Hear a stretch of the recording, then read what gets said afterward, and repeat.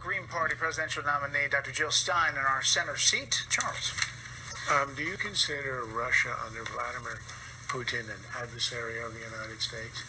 And should we care about how they act in places like Ukraine and Syria and human rights abuses inside of Russia?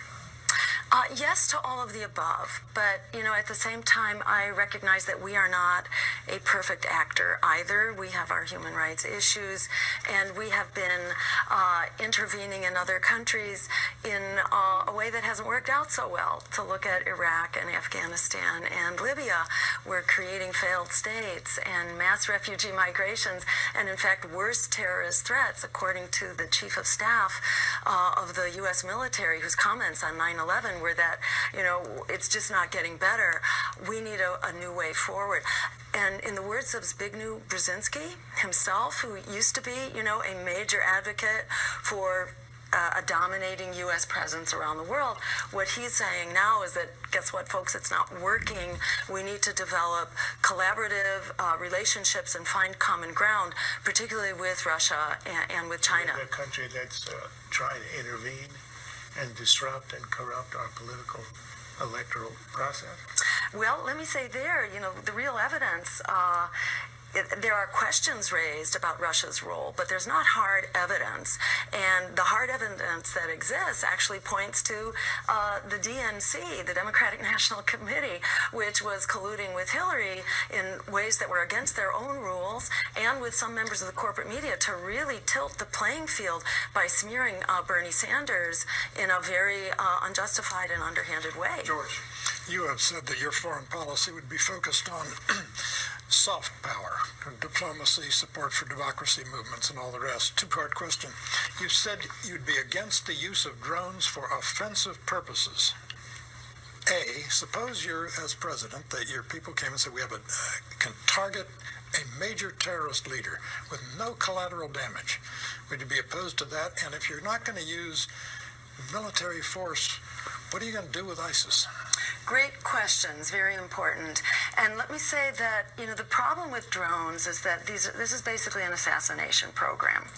And that is, in violation to the body of international law that we ourselves worked hard in order to develop. So I don't support assassinations, and I think, you can look at the example of Israel's special operatives, the Mossad, following the Second World War. Israel took Adolf Eichmann, who had murdered 6 million Jews.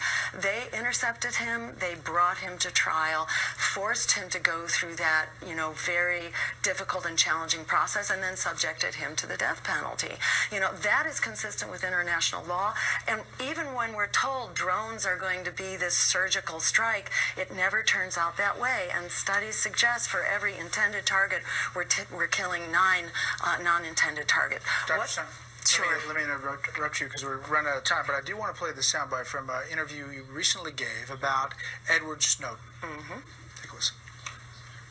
I would say not only bring Snowden back, but bring him into my administration as a member of the cabinet, because we need people who are part of our national security administration who are really very, very patriotic, truly patriotic to national security, and who understand that if we're really going to protect American security.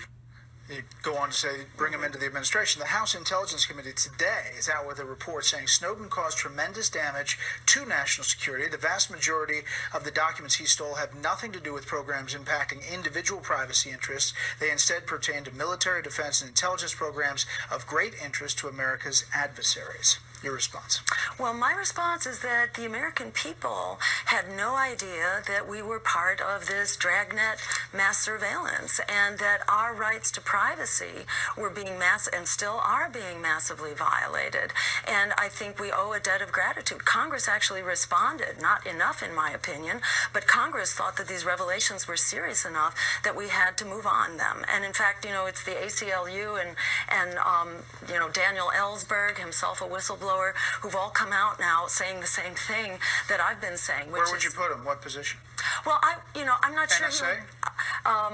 I would certainly have him advising on how we can create security systems that also protect privacy. We don't need dragnet security, and I don't think there is evidence of where dragnet security has actually made us safer. In fact, it creates a bigger haystack in which it is harder to find the needle. You would not kill a terrorist leader because of international law, but you would put in your cabinet a guy who betrayed his oath, who violated American law.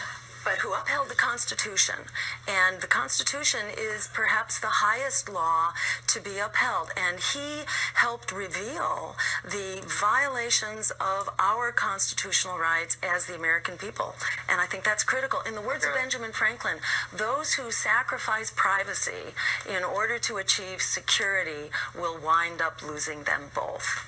Dr. Stein, thank you. Shannon, I owe you a question next time. Thank you for your time. We appreciate you being here on Center Seat. My pleasure. Stay tuned for an emotional reunion between a soldier and his daughter.